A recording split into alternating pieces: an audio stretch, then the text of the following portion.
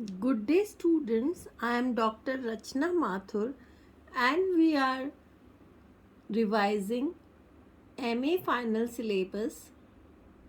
We are discussing Carrion Comfort by Gerard Manley Hopkins. We are analyzing the poem Carrion Comfort. Carrion Comfort by Gerard Manley Hopkins is one of the poet's quote terrible sonnets unquote.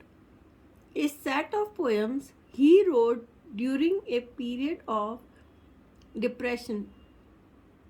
Also included under this broad title is quote no worst there is none unquote.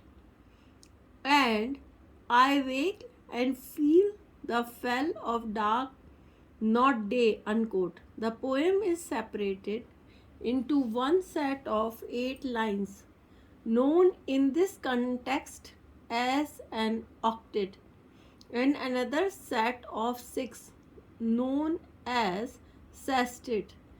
This is the traditional structure associated with a Petrarchan or Italian sonnet. The same can be said for the rhyme scheme, which follows the pattern of AB, BA, AA, BBA, CD, CD, CD. I am repeating the rhyme pattern AB, BA, AB, BA, CD, CD, CD.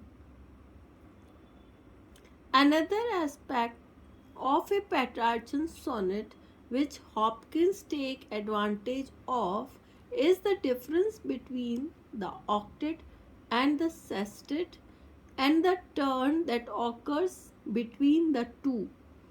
The turn or volta represents a fundamental change in a poem. This could mean a change in speaker, tense, setting, or belief. In the case of Carrion Comfort, the second half of the poem moves away from the terrible despair the speaker has experienced and onto why it has happened to him in the first place and the kind of life he is leading now. I am repeating, in the case of quote Carrion Comfort unquote, the second half of the poem moves away from the terrible despair the speaker has experienced and onto why it has happened to him in the first place and the kind of life he is leading now.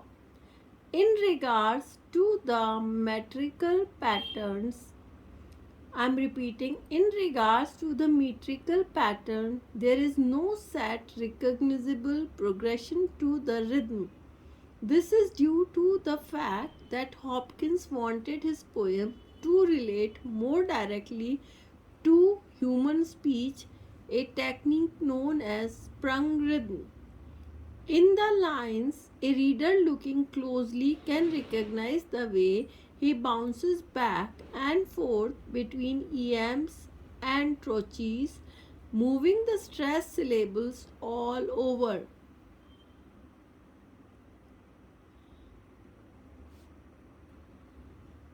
Now we are discussing summary of Carrion Comfort. Carrion Comfort by Gerard Manley Hopkins describes the depths of a speaker's despair and the realizations he came to by not giving in. This is important. Carrion Comfort by Gerard Manley Hopkins describes the depth of a speaker's despair and the realizations he came to by not giving in. The poem begins with the speaker directing his verse to the emotion of quote despair unquote. I'm repeating. The poem begins with the speaker directing his words to the emotion of quote unquote despair. In these lines, he tells despair that he is not going to give in. He won't kill himself or give up the quote last strands of man unquote he has. It is his intention to continue fighting. He spends a number of lines questioning quote unquote despair about why he has been treated so poorly. The speaker walks through all the terrible ways quote unquote despair comes to him. I am repeating, the speaker walks through all the terrible ways despair comes to him. So he walks through all the terrible ways through which he is suffering from despair. In the second stanza, the speaker gives a very different perspective on these experiences. It turns out that he has come through them successfully. In fact, they have made him stronger. His heart has lapped up new strength and is able to cheer him for him and cheer God for putting him through this test. So this is important that in the second stanza the speaker gives a very different perspective on these experiences. It turns out that he has come through them successfully. In fact, they have made him stronger.